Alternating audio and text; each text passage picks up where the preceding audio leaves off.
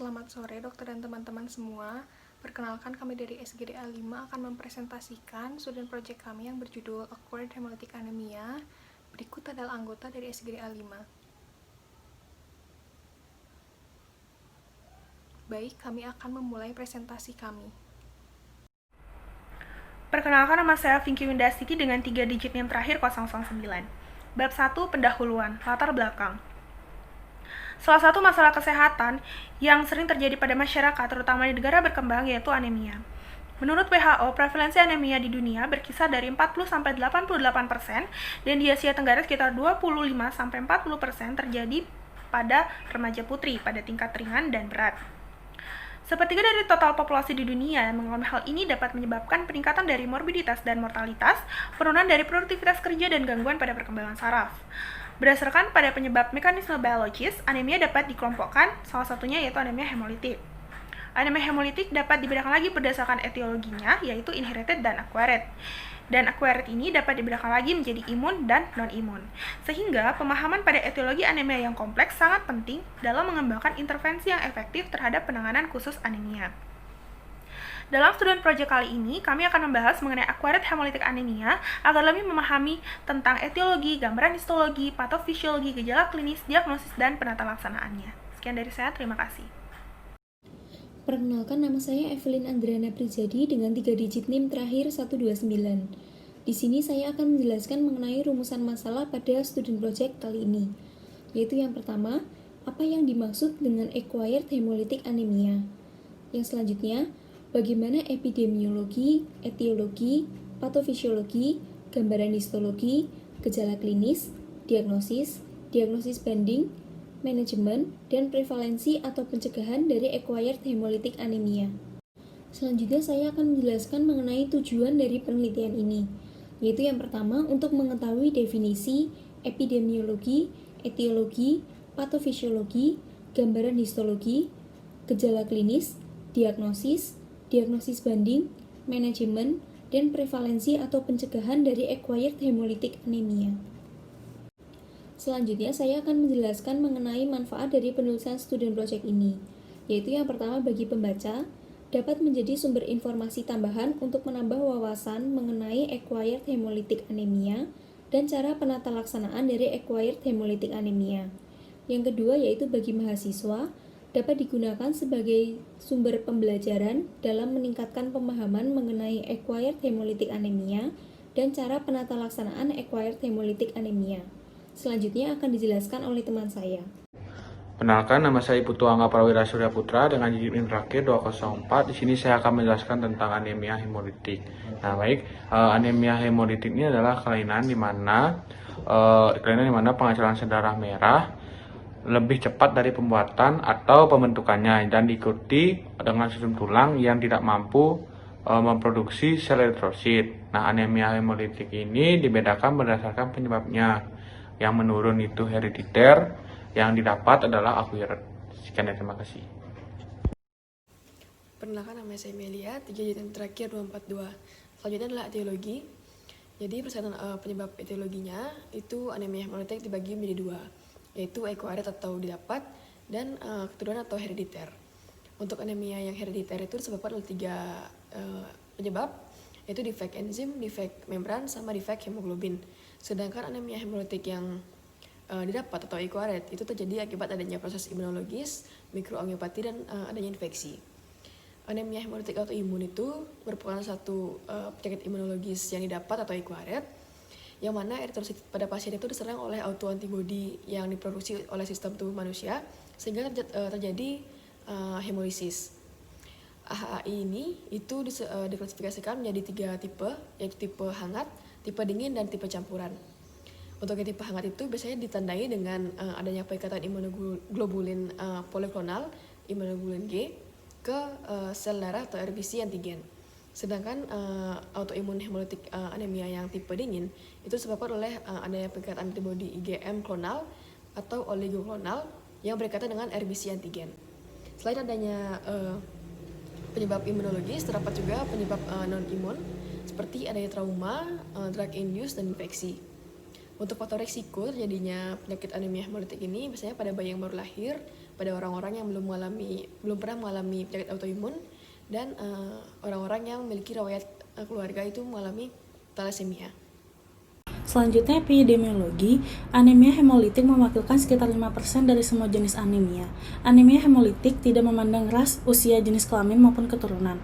Namun kelainan sel sabit yang ditemukan pada Afrika, Amerika, Arab, dan aborigin di India. Di Afrika dan Amerika ditemukan bahwa sekitar 10% penduduknya mengalami kekurangan G6PD varian A negatif.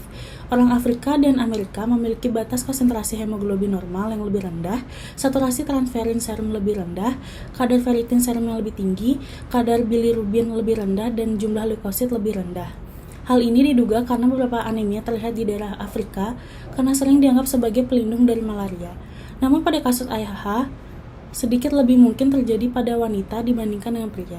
Dikarenakan wanita adalah pembawa dan pria ikut terpengaruhi, dan AIHH lebih mungkin terjadi pada parubaya dan orang tua. Perkenalkan, nama saya Komar Sabina Edwarsa, NIM 3 digit terakhir 219. Jadi untuk patofisiologi sendiri itu masih belum diketahui secara pasti. Akan tetapi beberapa penelitian dan sumber menyatakan bahwa penyakit ini dapat disebabkan oleh beberapa mekanisme seperti misalnya proses molekular mimikri yang disebabkan oleh peristiwa reaktivitas silang dari red blood cell. Selain itu juga disebabkan oleh menurunnya self tolerance tubuh yang diakibatkan oleh proses disregulasi autoantigen. Selain itu juga dapat disebabkan oleh terjadinya disfungsi dari sel beta yang diikuti dengan menurunnya T-cell regulator, di mana kelainan ini akan menyebabkan sel akan terus teraktivasi dan berproliferasi sehingga membuat autoantibody spesifik terhadap sel darah merah. Lalu selain beberapa patofisiologi di atas, juga ada beberapa penelitian yang juga mengaitkan terjadinya penyakit ini diakibatkan oleh autoantibody pada imunoglobulin G, di mana autoantibody imunoglobulin G ini yang terbentuk akan berikatan dengan sel darah merah, di mana pada sel darah merah itu ikatannya akan memicu terjadinya penghancuran secara ekstravaskuler. Hal ini disebabkan oleh fagositosis eritrosit yang dimediasi oleh antibody yang mengikat reseptor Fc makrofag jaringan, sehingga seiring berjalannya waktu kadar sel darah merah pada pasien akan berkurang dan akan berujung dengan terjadinya anemia. Saya izin melanjutkan, perkenalkan nama saya Ananda Prasna dengan digit terakhir 186. Jadi saya izin melanjutkan untuk histologisnya. Dalam penegakan diagnosis penyakit anemia hemolitik, noda darah perifer harus dipelajari dan diamati lebih lanjut pada saat terdapat kekhawatiran dan kecurigaan akan penyakit hemolisis. Dalam proses ini, satu sel akan terlihat seperti sel darah merah yang abnormal, contohnya seperti skitosis, spertis, atau sel gigitan. Kemudian untuk noda darah yang khas, cukup untuk mendiagnosis jenis anemia hemolitik ini. Namun anemia hemolitik yang lain mungkin memiliki fitur yang mirip seperti fragmentasi sel darah merah yang terlihat pada anemia hemolitik mikroangiopati dan anemia hemolitik mekanis dari katup prostatik yang bocor. Kerusakan pada oksigen dapat menghasilkan jenis sel darah merah tertentu sehingga dapat membantu dalam membedakan darah normal dengan noda darah sel keratosit atau sel gigitan. Dan sel yang harus dikenal secara tidak teratur harus didiferensiasi dan disprotesis karena dapat mengubah diagnosis seseorang yang terkena penyakit anemia. Baik, saya izin melanjutkan. Jadi untuk gejala klinis penyakit ini itu ada dua. Yang pertama gejala utama dan juga gejala penyerta atau gejala lainnya. Gejala utamanya itu meliputi seperti kelainan gambaran darah, kelelahan, dan kelemahan. Kemudian untuk gejala lainnya itu seperti kulit pucat atau kurang berwarna atau kulit yang menguning. Kemudian urin yang berwarna gelap, demam, pusing, intoleransi aktivitas fisik, pembarasan limpa, dan takikardi. Gejala-gejala dari penyakit ini itu dapat menyerupai dengan penyakit darah lainnya. Oleh karena itu diperlukan tindakan lebih lanjut atau konsultasi dengan dokter untuk mendiagnosis yang lebih baik. Perkenalkan, saya Cokoresi Krisnadewi dengan 3 digit NIM terakhir 029. Saya akan menjelaskan diagnosis dari acquired hemolytic anemia. Yang pertama, melakukan anamnesis, kemudian melakukan pemeriksaan fisik. Nah, pada pemeriksaan fisik akan ditemukan gejala dan tanda anemia seperti kelelahan, kelesuan, kelemahan, kaki gelisah, sesak napas saat melakukan aktivitas, takipnea, kulit mungkin terasa dingin saat disentuh, hipotensi, aritmia seperti takikardi, pucat konjungtiva, dan penyakit kuning karena peningkatan bilirubin. Kemudian pada gejala yang telah berlangsung lama akan ditemukan hepatosplenomegali, limfadenopati, dan bahkan mungkin akan terlihat kolestasis. Nah, pada pemeriksaan laboratorium akan ditemukan adanya peningkatan retikulosit lebih dari 2%, peningkatan bilirubin indirect, LDH, dan penurunan haptoglobin. Kemudian selanjutnya menentukan hemolisis ekstravaskuler atau intravaskuler dengan tanda untuk yang ekstravaskuler akan ada sferosit, hemosiderin urin akan negatif dan hemoglobin urin akan negatif. Sedangkan untuk yang intravaskuler akan terjadi peningkatan hemosiderin dan hemoglobin urin. Kemudian pada pemeriksaan lapisan darah tepi, jika ditemukan ada sferosit, dilanjutkan dengan pemeriksaan DAT.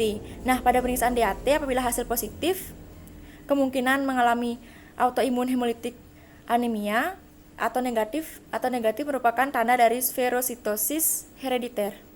Selanjutnya diagnosis banding dari acquired hemolytic anemia. Yang pertama ada autoimun seperti reaksi transfusi, hemolytic disease of the fetus and newborn, kemudian disebabkan oleh obat seperti drug induced thrombotic microangiopathy, drug induced immune hemolytic anemia, dan oxidative hemolysis. Kemudian ada envenomation seperti gigitan serangga, kobra, dan brown recluse spider. Kemudian ada enzimopati seperti JCPD atau pyruvate kinase deficiency. Kemudian untuk hemoglobinopati seperti sickle cell disease, thalassemia, dan hemoglobin defect. Kemudian untuk infeksi seperti malaria, babesia, bartonella, clostridia, rickettsia, hemophilus influenza, dan HIV. Dan untuk yang membranopati ada hereditary spherositosis, hereditary elliptositosis, dan PNH. Kemudian untuk mikroangiopatik hemolytic anemia atau trombotik mikroangiopati ada trombositopenic purpura, hemolytic uremic syndrome, disseminated intravascular coagulation, HELLP syndrome, dan drug induced thrombotic microangiopathy. Kemudian untuk osmotik ada freshwater drowning.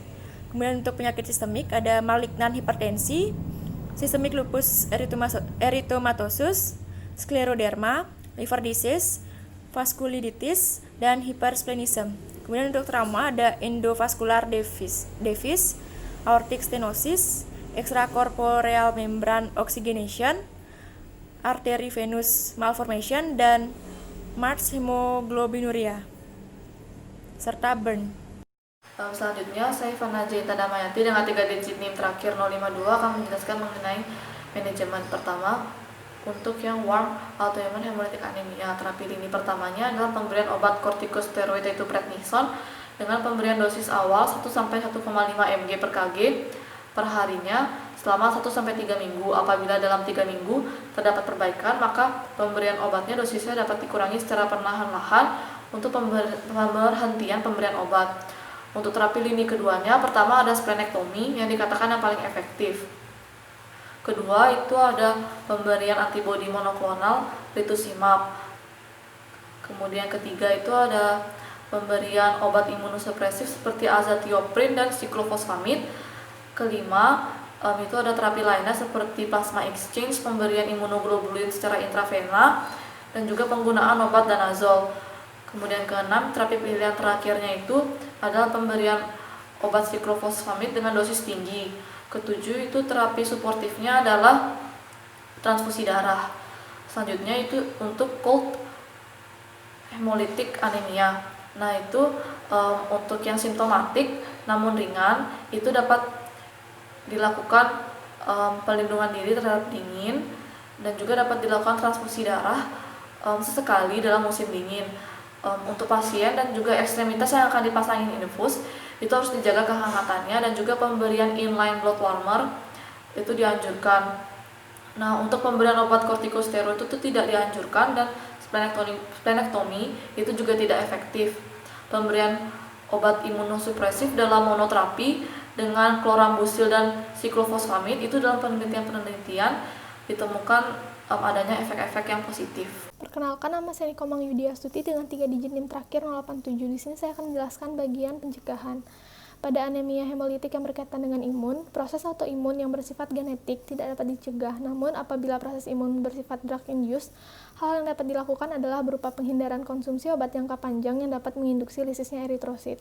Contohnya yaitu seperti cefotetan dan ceftriaxone, juga ada penisilin.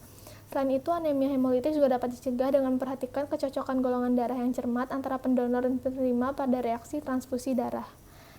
Selanjutnya, pada anemia hemolitik yang tidak berkaitan dengan imun, biasanya lisis eritrosit disebabkan oleh infeksi, trauma mekanis, dan hemoglobinuria nokturnal paroksismal. Pencegahan yang dapat dilakukan adalah dengan cara menghindari trauma mekanis dan menghindari infeksi oleh beberapa agen seperti Plasmodium sp yang dapat menyebabkan rupturnya eritrosit, Clostridium perfringens yang dapat mensekresi toksin hemolisin, serta Mycoplasma yang dapat memicu terbentuknya antibodi terhadap eritrosit. Baik, saya akan melanjutkan. Untuk kesimpulan, acquired hemolytic anemia merupakan penghancuran eritrosit yang lebih cepat dari waktu normal karena singkatnya kelangsungan hidup eritrosit. Untuk epidemiologinya itu terjadi pada semua ras, usia, jenis kelamin, dan keturunan. Untuk prevalensinya itu 5% dari semua jenis anemia. Acquired hemolytic anemia ini disebabkan oleh proses imunologi, mikroangiopati, ataupun infeksi. Untuk patofisiologinya itu belum diketahui secara pasti, tetapi ada beberapa mekanisme yang mungkin terjadi. Yang pertama itu molecular mimicry, yang kedua menurunnya self-tolerance, dan yang ketiga itu disfungsi sel B dan sel T. Untuk gambaran histologi itu terdapat cystocyte, spherocyte, dan sel gigitan. Untuk gejala klinis, kulit pucat atau kurang berwarna, pusing, kulit yang menguning, intoleransi aktivitas fisik, urin berwarna gelap, pembesaran limpa, demam, dan takikardi. Untuk penegakan diagnosis dapat dilakukan dengan anamnesis, pemeriksaan fisik meliputi gejala anemia dan organomegali, dan pemeriksaan lab. Untuk diagnosis bandingnya itu anemia yang disebabkan oleh autoimun, infeksi, trauma, induksi obat, membranopati, hemoglobinopati, inflammation, mikroangiopati, penyakit sistemik, enzimopati, dan osmotik. Untuk treatment, untuk worm AIHA itu dapat diberikan kortikosteroid, splenectomy, rituximab, azathioprin, siklofosfamid, danazol, transplantasi stem cell, dan terapi suportif berupa transfusi darah. Untuk yang cold AIH itu dapat diberikan perlindungan terhadap suhu dingin dan sesekali melakukan transfusi darah pada musim dingin. Untuk pencegahan yang dapat dilakukan itu yang pertama menghindari obat yang menginduksi lisisnya eritrosit, yang kedua memperhatikan kecocokan golongan darah saat transfusi, dan menghindari trauma mekanis dan infeksi. Selanjutnya akan dilanjutkan oleh teman saya. Saya Zarovana dengan NIM 3 digit terakhir 241. Adapun saran dari student project ini yang pertama, bagi pembaca, penulis menyarankan pembaca yang memiliki minat dalam bidang ini meneliti patofisiologi secara pasti dari acquired hemolytic anemia. Lalu yang kedua, bagi mahasiswa, penulis menyarankan mahasiswa dapat memahami penegakan diagnosis dan penyebabnya sehingga dapat menentukan tata laksana yang tepat untuk pasien. Lalu yang ketiga, untuk masyarakat, penulis menyarankan masyarakat agar dapat melakukan tindakan pencegahan acquired hemolytic anemia. Sekian presentasi dari SGD A5. Mohon maaf apabila ada kekurangan dan kesalahan. Sekian dan terima kasih.